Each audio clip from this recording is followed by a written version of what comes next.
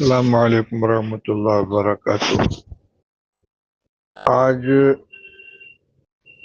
مولانا محمود مدنی صاحب کے انٹرویو کے سلسلے میں میرے نام ایک میسج سب سے پہلے غالباً یوسف صاحب نامی کسی صاحب نے بھیجا تھا، اور اس کے بعد اس کلپ کی کاپی میرے پاس 50 نمبر سے آ چکی ہے اور مسلسل آ رہی ہے۔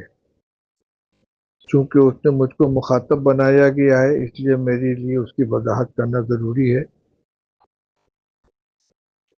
یہ مجھے معلوم نہیں کہ یہ کسی پرانے انٹرویو کی کلپ اس وقت شائع کی جا رہی ہے، یہ کوئی نیا انٹرویو ہے۔ جہاں تک اس کے موضوع کا تعلق ہے تو یقیناً مجھے مولانا محمود صاحب کے اس انداز کلام سے بالکل اتفاق نہیں ہے۔ نظریاتی اعتبار سے کسی سے اختلاف ہو سکتا ہے، لیکن اپنے اختلاف کے اظہار کا طریقہ مناسب ہونا چاہیے، اور خاص طور سے اس وقت جب کہ مسلمان دو مسئلوں کی وجہ سے انتہائی تشویش میں اور تکلیف میں ہیں۔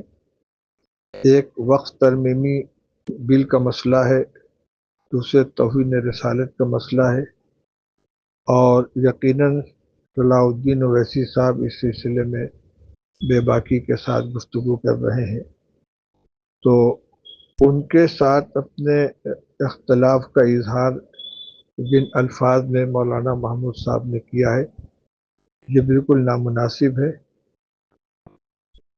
اینکر کے ہر سوال کا جواب دینا بھی ضروری نہیں ہوتا، اس کو ایوائڈ بھی کیا جا سکتا ہے۔ صاف کہا جا سکتا ہے کہ اس مسئلے پر میں اپنی رائے نہیں دوں گا، اور اگر رائے بھی دینی ہو تو شخصیات کے احترام کا اور اس کے مقام و مرتبے کا خیال کرنا چاہیے۔ اس لیے میں اس انٹرویو سے اپنی لا تعلقی کا اظہار کرتا ہوں۔